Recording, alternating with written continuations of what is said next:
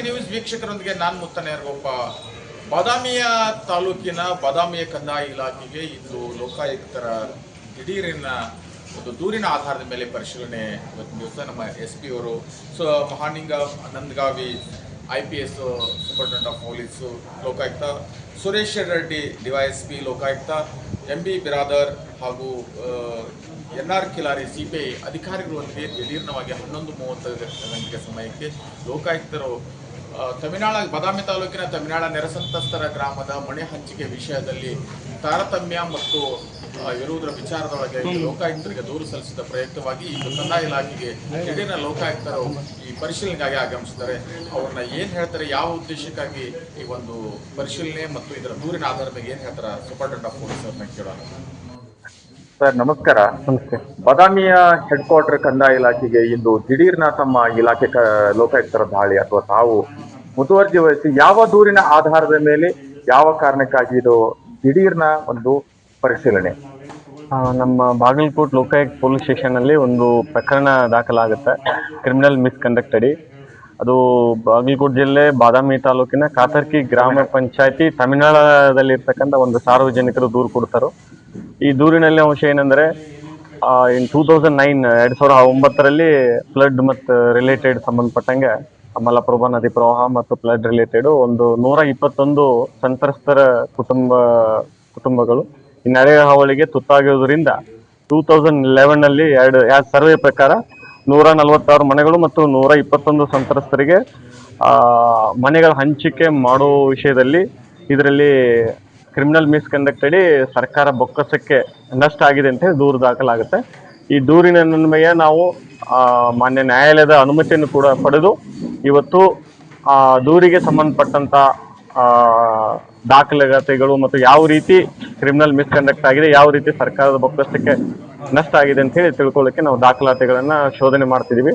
ಈ ಶೋಧನೆಯಲ್ಲಿ ನಮ್ಮ DSP ಅವರು ಹೋದರು ಮತ್ತು ಅವ್ರ ಜೊತೆಗೆ ನಮ್ಮ ಇನ್ಸ್ಪೆಕ್ಟರ್ ಅವರು ಮತ್ತು ಅವರ ಅಧಿಕಾರಿಗಳ ತಂಡ ಶೋಧನೆ ಮುಂದುವರಿಸಿದೆ. ಸರ್, ಇದು ಕೇವಲ ಒಂದು ಬಾದಾಮಿಯ ತಮಿನಾಳ ಗ್ರಾಮದ ಸಮಸ್ಯೆ ಅಷ್ಟೇ ಅಲ್ಲ. ಬಾದಾಮಿಯ 2009-10 ಸಾಲಿನಲ್ಲಿ ಹಾಗನೂರು ಕರಲ್ಕೊಪ್ಪದಿಂದ ಪ್ರಾರಂಭವಾಗಿ ಚಿಮ್ಮಲ್ಗಿ ಮಂಗಳಗೂಡು ಸುಮಾರು ಸಕ್ರಿಯವಾಗಿ 42 ಗ್ರಾಮಗಳು ಏನು 9-10 ಸಾಲಿನಲ್ಲಿ ಮಲೆ ನಿವೇಶನ 50-30 ನಿವೇಶನ 18-19 ಒಂದು ನಿವೇಶನ ಕಟ್ಟಡವನ್ನ ಗ್ರಾಮ ಪಂಚಾಯತ ಮತ್ತು ಜಿಲ್ಲಾಧಿಕಾರಿ ಸರ್ವೇದರ ಅಡಿಯಾಳದೊಳಗೆ ಮನೆ ಹಂಚಿಕೆ ಮಾಡೋದಲ್ಲಿ ಇವತ್ತು ದಿವಸ ತಮಿಳುನಾಡ ಒಂದೇ ಅಲ್ಲ, ಸಾಕಷ್ಟು ಈ ಸಲ ಮಲತಾಯ ಧೋರಣೆ ಆಗಿರ್ಬೋದು ಅಥವಾ ಯಾವುದೇ ರೀತಿ ಹಕ್ಬಿಟ್ ಪತ್ರ ಕೊಡದೇನೆ ಗ್ರಾಮ ಪಂಚಾಯತಿ ಅಧಿಕಾರಿಗಳು ಇವತ್ತಿನ ದಿವಸ ಅದನ್ನ ನೇರವಾಗಿ ಫೇಕ್ ಆಗಿ ಅಧಿಕಾರಿ ಇಲ್ಲ ಅಂದ್ರೆ ಹಕ್ಬಿಟ್ ಪತ್ರ ಕೊಟ್ಟಮೇಲೆ RTC ಕೊಡ್ಬೇಕಾಗತ್ತೆ. ಅವನ್ನೆಲ್ಲ ಬಿಟ್ಟು ಸಾಕಷ್ಟು ದೂರುಗಳು ಈಗಾಗಲೇ ಕಂದಾಯ ಇಲಾಖೆಗೆ ಅದನ್ನೊಂದು ತಾವು ಪರಿಶೀಲನೆ ಅಂದ್ರೆ ಕಂದಾಯ ಇಲಾಖೆ ಈಗಾಗಲೇ ನಮ್ಗೆ ಮನೆ ಸಿಕ್ಕಿಲ್ಲ, ನಮ್ಗೆ ಮನೆ ಬರ್ತಿಲ್ಲ, ನಮ್ಗಿಂತ ಆರೋಪಗಳದಾವ. ಆ ಒಂದು ಬೇಡಿಕೆಯನ್ನು ಇವತ್ತಿನ ದಿವಸ ಆಗಿಲ್ಲ ಸರ್. ಅದ್ರ ಮುಂದಿನ ಹೆಜ್ಜೆ ಕೇವಲ ಒಂದು ಹಳ್ಳಿ ಅಲ್ಲ, ಮುಂದಿನ 42 ಗ್ರಾಮಗಳ ಬಗ್ಗೆ ಚಿಂತನೆ ಏನು ಸರ್? ನಾವು ಸಾರ್ವಜನಿಕರು ಪ್ರತ್ಯೇಕವಾಗಿ ನಮ್ಮ ಠಾಣೆಗೆ ಬಂದು ದೂರು ಕೊಡ್ಬೋದು. ಮತ್ತು ಪರ್ಟಿಕ್ಯುಲರ್ ಇಂಥ ಇದರಲ್ಲೇ ಸ್ಕೀಮಲ್ಲಿ ಈ ರೀತಿ ಆಗಿದೆ ಅಂತ ಹೇಳಿ ನಮ್ಮ ಸ್ಟೇಷನ್ಗೆ ದೂರು ಕೊಟ್ಟರು ನಾವು ಅದನ್ನು ಪರಿಶೀಲಿಸ್ತೇವೆ. ಪಬ್ಲಿಕ್ ರಿಲೇಟೆಡ್ ಯಾವ ರೀತಿ ತೊಂದರೆ ಆಗ್ತಿದೆ ಅಂದ್ರೆ, ಸಾರ್ವಜನಿಕರಿಗೆ ಸರ್ಕಾರಿ ಕೆಲಸಗಳಲ್ಲಿ ತೊಂದರೆ ಆಗ್ತಿದೆ, ಸರಿಯಾಗಿ ಕೆಲಸವನ್ನು ನಿರ್ವಹಿಸಿಲ್ಲ ಅಂದ್ರೆ ಮಾನ್ಯ ನಮ್ಮ ಲೋಕಾಯುಕ್ತರ ಅನುಮತಿ ಪಡೆದು ನಾವು ಅದನ್ನು ಕೂಡ ಅಂಥ ಸಮಸ್ಯೆಗಳು ಕೂಡ ನಾವು ಅನುಮತಿ ಪಡೆದು ಶೋಧನೆಯನ್ನ ಮಾಡ್ತೀವಿ. ಒಟ್ಟಾರೆ ಬಾದಾಮಿ ಆಗ್ಲಿ ಅಥವಾ ರಿಹ್ಯಾಬಿಲಿಟೇಷನ್ ಸೆಂಟರ್ ಪುನರ್ವಸತಿ ಕೇಂದ್ರ ನೆರೆಸಂತ್ರಸ್ತರಿಗೆ ಏನು ತಾವು ನ್ಯಾಯ ಸಿಗ್ಬೇಕು ಅಂದ್ರೆ ಲೋಕಾಯುಕ್ತರನ್ನ ಸಂಪರ್ಕ ಮಾಡ್ಬೇಕಂದ್ರೆ ಕೊನೆಯ ಮಾತು ಅವ್ರಿಗೆ ಯಾವ ರೀತಿ ತಮ್ಮನ್ನ ಅಪ್ರೋಚ್ ಮಾಡ್ಬೇಕು ಅನ್ನೋದನ್ನ ಅವ್ರಿಗೆ ಸ್ವಲ್ಪ ಸಣ್ಣದೊಂದು ಅವೇರ್ನೆಸ್ ಆಗಿ ಹೇಳ್ಬೋದಾ? ನೋಡಿ, ನಾ ರಿಕ್ವೆಸ್ಟ್ ಮಾಡ್ತೀನಿ ಎಲ್ಲ ಈ ಬಾದಾಮಿ ತಾಲೂಕಿನ ಜನರಿಗೆ ಆಯ್ತು, ಇಡೀ ಬಾಗಲಕೋಟ್ ಜನರಿಗೆ ಆಯ್ತು, ನಿಮ್ದು ಯಾವುದೇ ಕೆಲಸ ಕಾರ್ಯಗಳು ಸರ್ಕಾರಿ ಕಚೇರಿಯಲ್ಲಿ ಇದ್ರೆ ಆ ಸರ್ಕಾರಿ ಕೆಲಸ ತಮ್ಮದು ಬಾಕಿ ಇದ್ದು ಯಾವುದಾದ್ರೂ ಹಣದ ಆಸೆಗೆ ಲಂಚಕ್ಕೆ ಬೇಡಿಕೆ ಇಟ್ಟರೆ ತಕ್ಷಣ ನಮ್ಮ ಡಿಸ್ಪ್ಲೇ ಇದೆ, ನಮ್ಮ ನಂಬರು ಡಿಸ್ಪ್ಲೇ ಇದೆ, ಆನ್ಲೈನಲ್ಲಿ ಕೂಡ ಸಿಗುತ್ತೆ, ಮತ್ತೆ ಪ್ರತಿ ಕಚೇರಿಯಲ್ಲಿ ಕೂಡ ನಮ್ಮ ಬೋರ್ಡ್ ಕೂಡ ಇದೆ.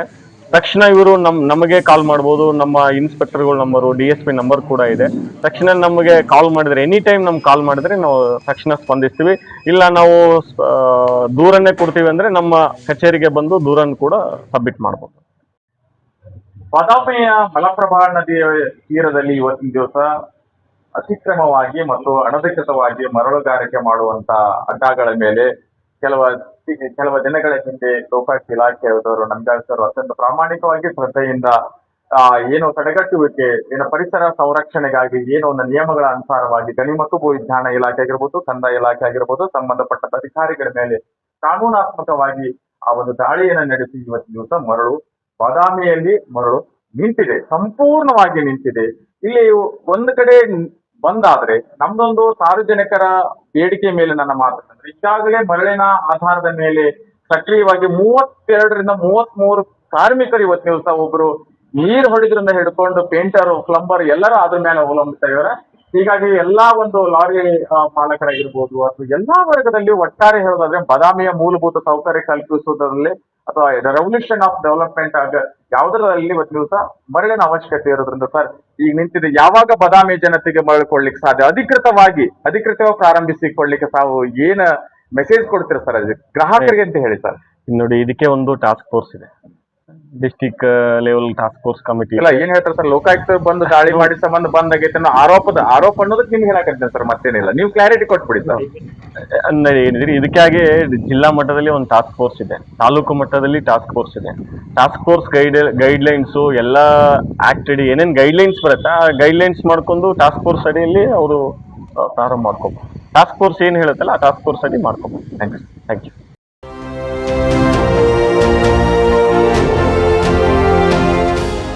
ಚಾಣಕ್ಯನ ಛಲ ಜನರ ಪರ, ಸದಾ ಶುದ್ಧ ಸುದ್ದಿಗಳೊಂದಿಗೆ ನಿಮ್ಮ ಚಾಣಕ್ಯ ನ್ಯೂಸ್.